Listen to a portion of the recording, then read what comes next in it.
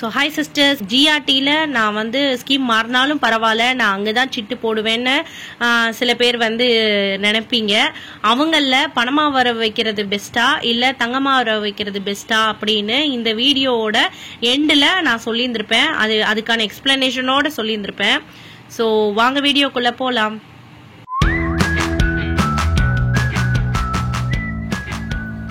Hi sisters, எல்லாருக்கும் வணக்கம். Welcome to my channel.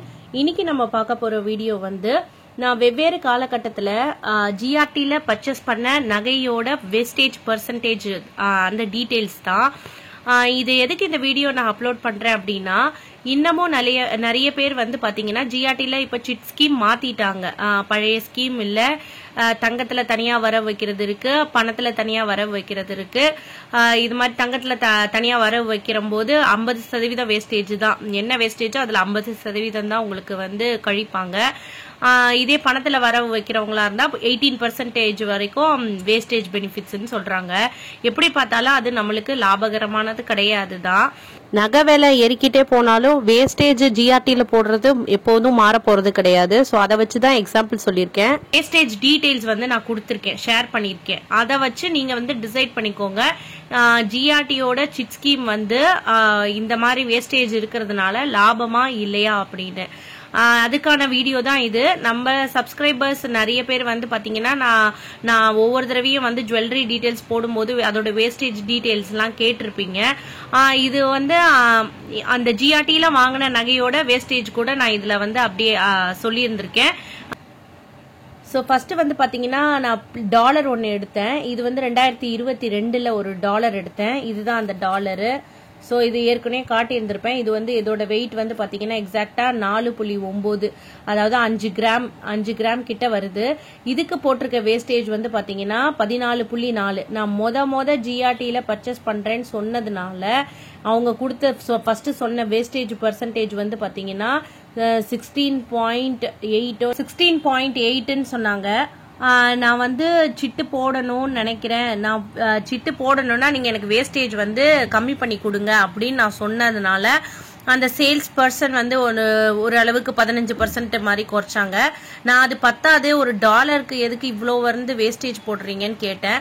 அப்புறம் சிட்டு போடணும்னா நீங்க எனக்கு குறைச்சு கொடுத்தாதான்னு நான் திருப்பி இன்சிஸ்ட் பண்ணவும், அப்புறம் என் மேனேஜரை பாருங்க அப்படின்னு சொல்லிட்டு அதுக்கப்புறம் கடைசியா ஃபைனலைஸ் பண்ணதுதான் இந்த வேஸ்டேஜ் பர்சன்டேஜ் 14.4. இதே நம்ம டாலருக்கு வந்து பாத்தீங்கன்னா மற்ற கடைகள்ல வந்து 8 to 10% நல்ல சூப்பர் டாலர்ஸ் எல்லாம் கிடைக்குது.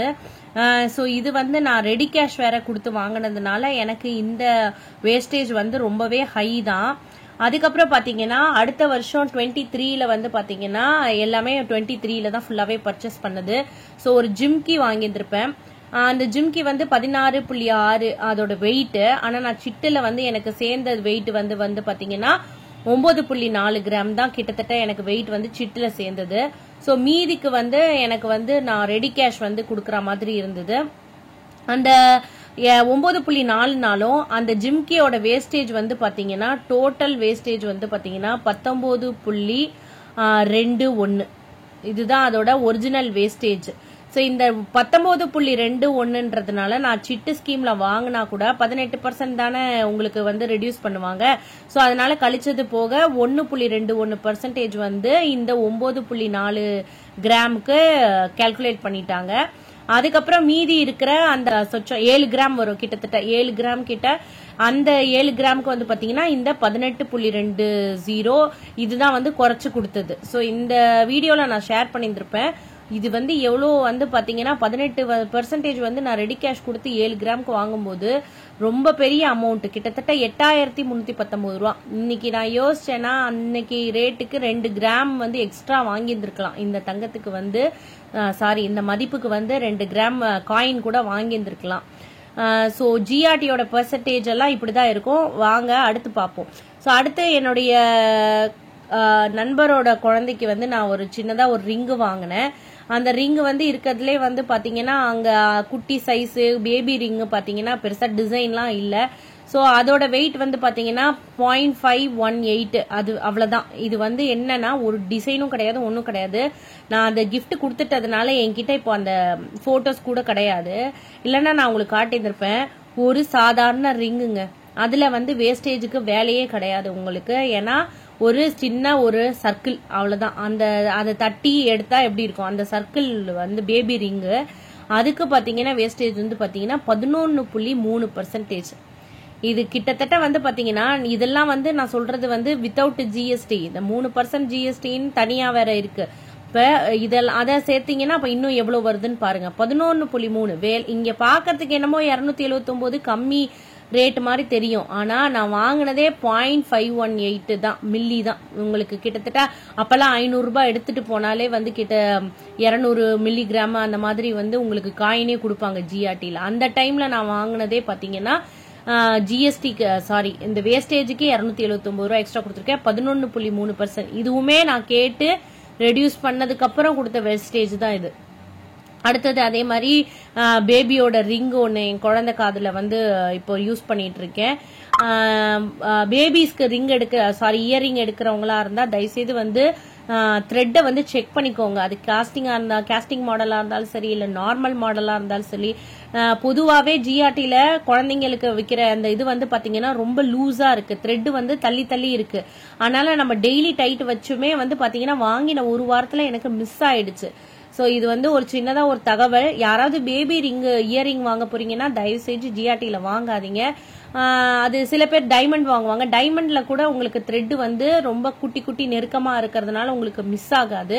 அதனால வந்து வேற கடையில நீங்க வந்து பார்த்துட்டு வாங்குங்க. ஸோ அந்த பேபி ரிங்கு வந்து பாத்தீங்கன்னா 18.2%. இதுல வாங்கின அந்த ஒரே வாரத்துல திருகாணி மிஸ்.